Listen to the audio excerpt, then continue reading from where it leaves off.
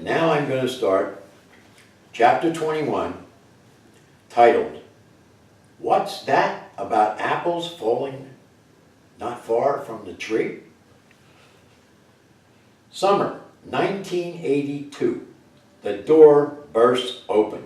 It always happens like that when any of the little kids come home. Pat, my only son, our middlest, a recently graduated high school teenager, was flushed with enthusiasm, all tanned and trim from a terrific summer on his own, working and living in Rehoboth Beach, Delaware. "Dad, I just joined the United States Marine Corps," he exclaimed proudly. "Oh my God," pained Kay. I just grinned. I was afraid I would get the blame for whatever the kids do, because whatever they did that didn't please her was always my fault as usual. Since I quit drinking, it seems I get it more and more, and it may have been my imagination, but it seemed to me like it was intensifying. But God damn, I was one proud Marine, so I kept my big mouth shut. "Good for you, Pat. Let's go up to Aunt Seal's farm at Deer Lake and practice shooting. It will get your ears used to the shock of the noise." Kay, "Oh, Tom." All right, a new Marine, Patrick Francis Little III, St. Thomas More School for Boys, New England, graduated as the Preppy, June 1982. A lean, mean, green machine. The little kid the Deweys tried to call Frank. Kay still loves to tell about the look on Aunt Bert's face when she held Pat at the christening as the priest asked, "What name?" And we both said, "Patrick Francis Little III." I thought the Deweys were going to pass out cold. It was a deal I made with my father long ago.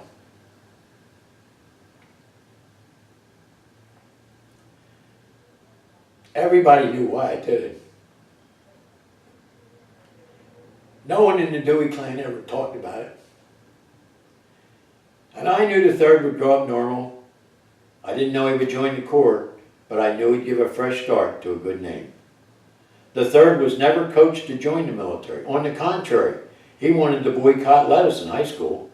He was the little kid who got the shit beat out of him every day, coming home by the larger bullies, coming home from grammar school. A kid I taught never hit back under any circumstances. Don't run, walk away. Fight another day in another way. When they push, pull. When they pull, push. Choose your own time to respond. A tough little kid, very much like his dad, daring physically and mentally. The one exception between us, he didn't like to fight, and I did. This voluntary enlistment was a tremendous shock to Kay and a complete surprise to me. Pleasantly, of course. Pat announced, "I want to be a warrior like my dad, a third-generation Marine." TV noise background every night. The 6:30 news reeked of war. War doesn't permeate public consciousness until it strikes home. It's a family, friends, classmates, uncles, cousins. Otherwise, it's always somebody else's war. Newshawks were continually warning about the national tendency to forget Vietnam. Lebanon was exploding. Israelis were invading. Beirut was under siege. A Marine officer on TV stopped an Israeli tank with a .45 pistol. Ooh, rah! War fever was in the air. Folks were taking sides. The adrenaline was surging. Politicians were lining up for and against. Ronald Reagan, our president, invented a new word for his presidential invasion of a foreign land. He called them the peacekeepers. He thinks peacekeepers is a neat name for a Mideast invasion in Lebanon. Peacekeepers? Who's kidding who? Peacekeepers occupying a foreign country? No way. Occupation and combat without congressional approval? No way, Jose. Both are illegal in this good old US of A.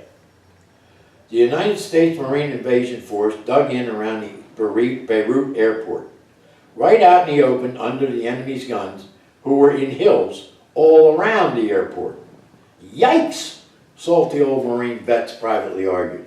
If they can't have bullets in their weapons, they can't fight back. They're sitting ducks. It's as simple as that. Sitting ducks, remember that expression.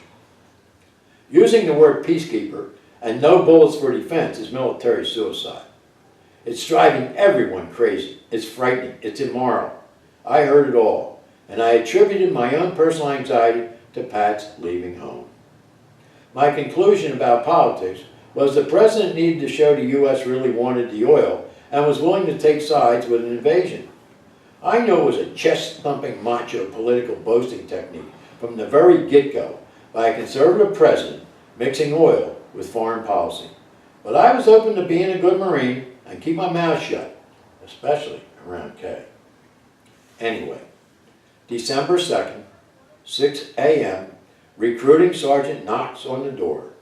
He looked great. Hugs all around and slaps on the back, but no tears. I pondered. No more trains to Yamasee, and picked up at the door by Marine recruiters?